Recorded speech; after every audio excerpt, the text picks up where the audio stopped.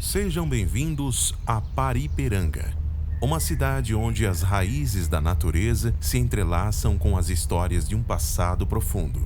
Localizada no interior da Bahia e marcando a divisa com o estado de Sergipe, Paripiranga se destaca não apenas por suas paisagens exuberantes, mas também por um tesouro subterrâneo de tirar o fôlego. Com uma população de aproximadamente 26.604 habitantes, suas construções centenárias contam antigas tradições. Repetindo a riqueza de sua herança cultural, a agricultura não apenas impulsiona o desenvolvimento da comunidade, mas também molda a identidade da cidade. Em um fascinante trajeto sob a luz das lanternas, as formações rochosas desafiam a imaginação. Estas cavernas antigas, sentinelas do tempo, revelam a grandiosidade silenciosa da natureza. Testemunhe a vida selvagem que chama essas cavernas de lar, onde os espeleólogos enfrentam desafios, deslizando por passagens estreitas e explorando recantos intocados. É uma dança única entre o homem e a natureza, onde o mistério ecoa a cada passo. Pedras e raízes. Uma jornada espeleológica virtual em Paripiranga, Paris do Sertão.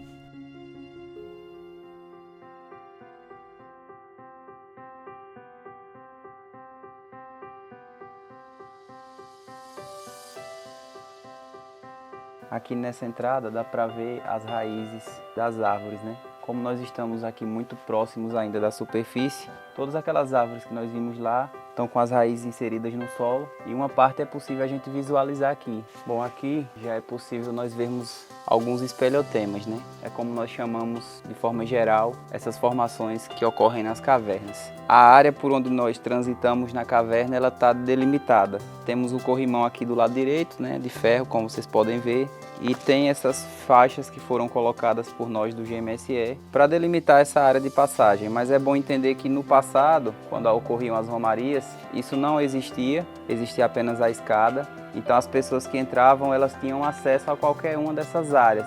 Então muitas dessas áreas aqui já foram impactadas, né, por pisoteio, né, revolvimento de material. Aqui também, nesses ambientes aqui, a gente consegue observar riscos, nomes de pessoas. Muita gente tinha inclusive a crença que era preciso deixar o nome e a data em que esteve aqui, esperando que um problema pessoal fosse resolvido. Hoje a gente consegue entrar apenas um grupo de 15 pessoas, tem um controle maior para evitar depredação na caverna. Aqui, como a gente pode observar, formou uma coluna, como é chamado, que é o encontro de uma estalactite com estalagmite. E isso aqui ocorreu há milhares de anos. A estalactite é a que fica no teto e a estalagmite é a que fica no solo.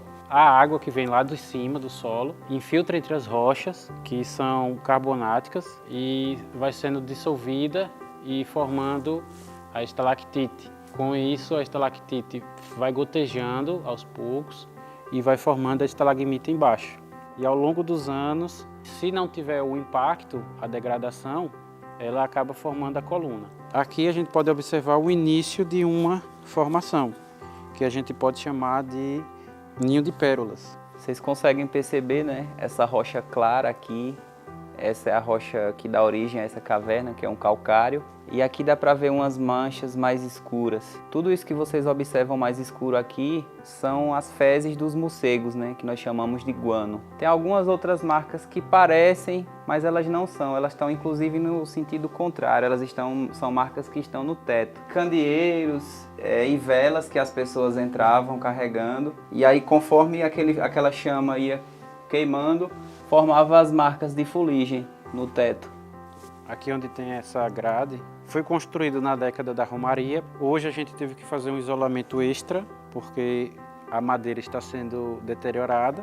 Mas aqui, logo que a gente desce aqui, tem uma escadaria, uma escada de ferro e madeira, que a gente consegue descer até o segundo salão e daí chegar até o terceiro. Toda essa área que nós estamos pisando aqui é basicamente solo que foi transportado lá da superfície para o interior da caverna. Então, restos de animais mortos, material orgânico oriundo de plantas, né, galhos, folhas e etc. E com isso, após a descida da escada aqui para acesso ao segundo salão, Em uma dessas camadas de solo, nós temos um fóssil que está incrustado ainda nesse material e que pode ser visualizado, né?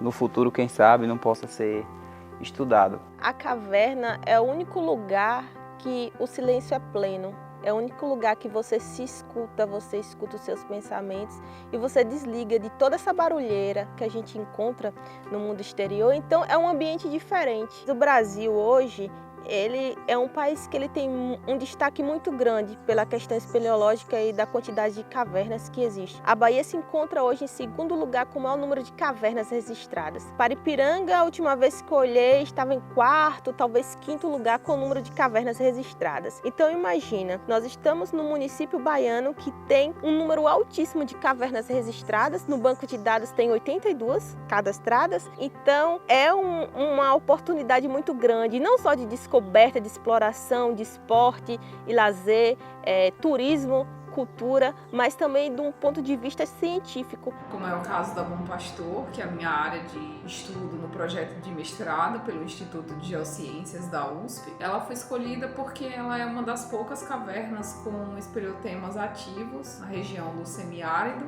Isso permite você fazer uma conexão dos estudos sobre mudanças climáticas. Em 2012 eram, se eu não me engano, era 24, era 26 cavernas cadastradas. E aí a gente começou a somar e aí a gente conseguiu subir e elevar esses números, né? A gente achava que ia encontrar tipo mais umas 10 ou 20 cavidades e a gente acabou encontrando muito mais que isso, né? Isso foi surpreendente. Então, também a questão dos estudos e pesquisas, alguns que eu acompanhei, como a questão da descoberta de fósseis, é que me deixou mais abismado. Ver o potencial histórico que o município tem. Assim, a área da biologia que mais me interessa é a zoologia, né? Animais em si. Então, quando eu entrei nas cavernas, eu tinha o interesse de saber quais organismos existiam ali dentro, né? Como eles se adaptavam, porque é um ambiente totalmente diferente do meio que a gente está, o meio externo, né? E assim, foi algo fascinante, eu fiquei realmente admirado com as adaptações. São organismos que em si a gente encontra no meio externo, mas a forma como ele vive, a interação em si, eu achei fascinante, né? Foi o que mais me encantou quando eu entrei dentro de uma caverna. Eu confesso que eu fiquei muito surpreendido com a caverna da Baixa Funda, né? Na localidade que tem o mesmo nome. Primeiro porque é uma caverna que tem água, né? Mas também porque lá ocorre uma espécie que é endêmica, né? Só existe lá nesse único ambiente, então ela com isso passa a ter uma relevância muito grande e eu fiquei surpreso porque eu não esperava essa descoberta. Isso aí fiquei muito admirado, que é o único que é aqui em Paripiranga. Essa é uma das descobertas que eu fiquei muito admirado. Tem muitas cavernas aqui na região, de vários jeitos, como cavernas que você pode entrar se arrastando, cavernas que você pode entrar em pé e cavernas que você só entra através de corda, né? Como é tão bonito e maravilhoso você andar por cima da terra tranquilo, tem estrada, tem tudo, e saber que você pode adentrar, como eu sempre digo, nessa profundeza e poder percorrer por dentro, poder andar por dentro da terra. Então isso sempre me chamou muita atenção.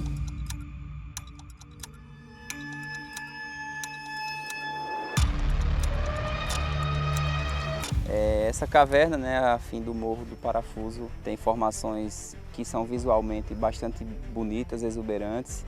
Pode acontecer de você ter andado aqui ontem, não tinha nenhuma colmeia, nenhuma abelha, e hoje você voltar e já ter uma colmeia aqui se formando. Então, entrar nessa área aqui sem ter um conhecimento, sem ter o nível de observação necessário, pode representar um risco grande. Então, se alguém quer visitar, o ideal é que procure a ONG, entre em contato com a gente, que nós marcaremos a data que seja mais viável para vir fazer o acompanhamento. Dentro da caverna existe uma grande variedade de organismos vivos, né? Um bom exemplo são os parasitas, né? Como os ácaros, os carrapatos, enfim. Eles normalmente interagem com o morcego e a partir daí se alimentam do sangue deles, por exemplo, né? Mas quem visita a caverna também está sujeito a essas espécies, né? Então, eles são espécies oportunistas, né? Então, sempre que tiver uma fonte de alimento próxima, ele vai se aproveitar, né? Então, às vezes, uma pessoa desavisada entra na caverna, se aproxima dessa espécie, ele vai lá e entra em contato e começa a parasitar. E essas espécies, elas podem causar doenças. Então, dentro de uma caverna, é muito comum você encontrar animais de pequeno porte, né? Como insetos, por exemplo, aranhas, né? Invertebrados de modo geral. Isso acontece porque, para a sua sobrevivência, ele precisa de pouco alimento, né? Bom, e à medida que esses organismos eles entram da caverna, eles vão adquirindo características e vão perdendo outras características que não são relevantes. Então, por exemplo, um grilo que não tem os seus pares de asas, né? Isso porque ele não precisa se locomover a distâncias longas, esses pares de asas não é relevante para ele dentro desse ambiente específico, né? E em compensação, eles desenvolvem outras características que vão ajudar ele a sobreviver, como características sensoriais, como o desenvolvimento maior da antena, por exemplo.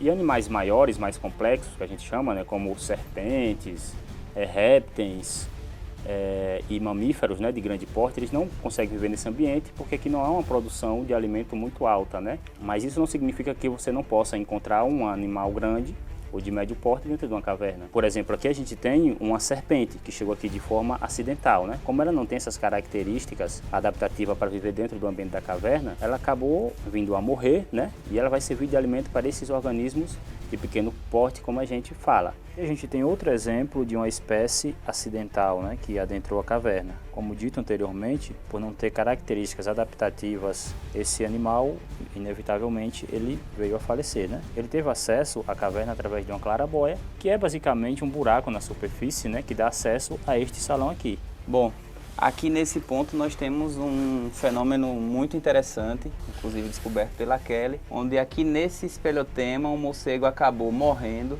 e se manteve na posição em que morreu e estranhamente não entrou em decomposição. Visualmente ele aparenta estar seco e vocês podem perceber que o espelhotema continuou se formando e já apresenta alguns sinais de deposição de calcita, recobrindo esse morcego. Então a ideia é, a partir de agora, nós monitorarmos esse fenômeno para ver o que é que vai acontecer, porque é algo bastante incomum. Nós nunca notamos um fenômeno como esse aqui em Paripiranga e vamos acompanhar. No último conduto, no último salão da Fim do Morro do Parafuso, caverna é essa que a gente aqui no final a gente batizou como o salão das estalactites, santuário das estalactites, pela grande formação de estalactites que aqui se tem, várias cortinas, formações maravilhosas. E o interessante desse último salão, desse último conduto aqui da Fim do Morro do Parafuso, é exatamente esse local que em 2005, nas primeiras atividades, junto com o Bambuí, o GPME, que eu tive a oportunidade de conhecer, esse salão não tinha essas aberturas, essas novas galerias que está se formando ao longo dos anos, né? Isso aqui era chão, né?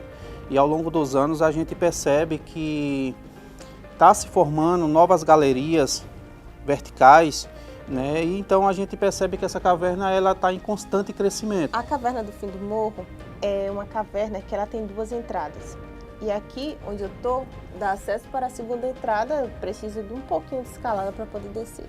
Como vocês podem observar, o balanço desse material aqui que eu estou segurando, vocês contam da corrente de ar que está passando aqui.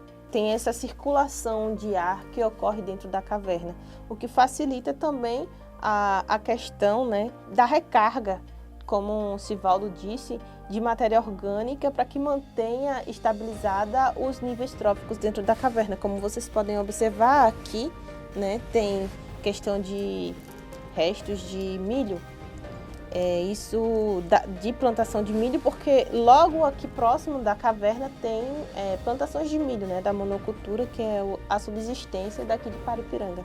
Estamos aqui agora diante de uma das estufas calcárias de Paripiranga. As estufas calcárias, elas compõem a beleza cênica do município. É possível encontrar alguns fósseis de vegetais, como caules, troncos e folhas de vegetais que não existem mais, que fizeram parte desse ambiente há muitos anos atrás. Isso também remete um pouco sobre a influência hídrica que o município recebeu durante um bom tempo. Isso também que está atrelado às formações de cavernas. Na espeleologia, nós temos um lema, né? É o lema do espeleólogo, que é o seguinte: nada se tira a não ser fotos, nada se deixa a não ser pegadas, nada se leva a não ser memórias e nada se mata a não ser o tempo.